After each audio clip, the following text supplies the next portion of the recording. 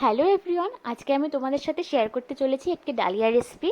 আমি আমার 10 মাসের মেয়ে গুনগুনকে কিভাবে ডালিয়া বানিয়ে খাইয়ে থাকি সেই রেসিপিটাই আজকে তোমাদের সাথে শেয়ার করব। তাহলে চলো দেখে নিই কী কী লাগছে।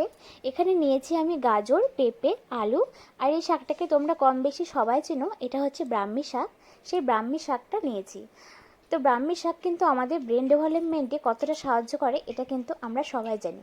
আর নিয়েছি সামান্য মসুর ডাল আর ডালিয়া। তো আজকে কিন্তু ডালিয়াটা আমি প্রেসার কুকারে করছি।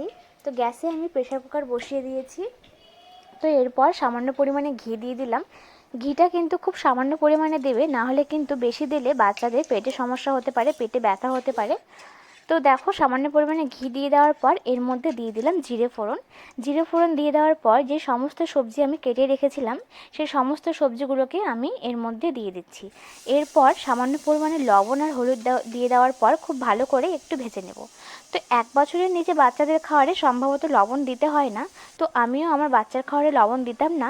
তো 10 মাস হয়ে গেছে গুনগুনের, ডক্টর দেখিয়েছিলাম। তো ডক্টরকে জিজ্ঞেস করেছিলাম যে এখন কি ওর খাওয়ারে লবণ মেশাতে পারবো। তো ডক্টর বলেছিল সামান্য পরিমাণে দিলে দেওয়া যেতে পারে। তো সেই কারণেই আমি লবণটা দিচ্ছি। তোমরা তোমাদের ডক্টরের কাছে শুনে নিয়ে কিন্তু তারপর লবণ মেশাবে ডক্টরের পরামর্শ অনুযায়ী। আমি দিচ্ছি বলে দিতে যেও না।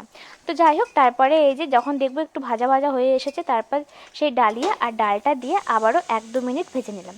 খুব ভালো করে ভেজে নেওয়ার কারণে কি হয়, বাচ্চাদের পেটে হজমের সমস্যা হয় না, গ্যাসের সমস্যা হয় না। তার কারণে কিন্তু খুব ভালো করে ভেজে নেবে।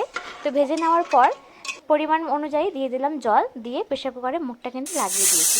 তো দেখো সিটি দিয়ে দিয়েছে, 7-8টা সিটি দিয়ে নিয়েছি। আর এই যে দেখো খুব ভালো করে সমস্ত কিছু সেদ্ধ হয়ে গেছে, সমস্ত সবজি ডালিয়া ডাল সেদ্ধ হয়ে গেছে। এরপর আমি একটা বাটিতে নিয়ে নিয়েছি, হাত দিয়ে চটকে নিয়েছি। তোমরা চাইলে হাত দিয়ে চটকে নিতে পারো, আবার চাইলে মিক্সিতে পেস্টও করে নিতে পারো। তো তোমরা তোমাদের বাচ্চার খাওয়ার চাহিদা হিসেবে সেটা বানিয়ে নেবে। তো দেখো আমার বেবিকে খাওয়ানোর জন্য এটা একদম রেডি হয়ে গেছে। এখন আমি নিয়ে এসেছি আমার মেয়েকে খাওয়াবো। তো এই যে গুনগুন কিন্তু এটা খুব সুন্দর খেয়েছে। তো গুনগুন ডালিয়াটা খুব ভালোই খায় এভাবে বানিয়ে দিলে। তো এভাবে তোমরা তোমাদের বাচ্চাদেরকে বানিয়ে খাইয়ে দেখো, ভীষণ টেস্টি, ভীষণ হেলদি একটি খাবার, আর ব্রেন ডেভেলপমেন্টেও খুব সাহায্য করে ব্রাহ্মী শাকটার কারণে। তো তোমরাও এভাবে বানিয়ে খাইয়ে থেকো, তোমাদের বাচ্চাদের খুব ভালো লাগবে আশা করছি। তো আজকের রেসিপিটা কেমন লাগলো তোমরা কিন্তু সবাই অবশ্যই কমেন্ট করে জানিও।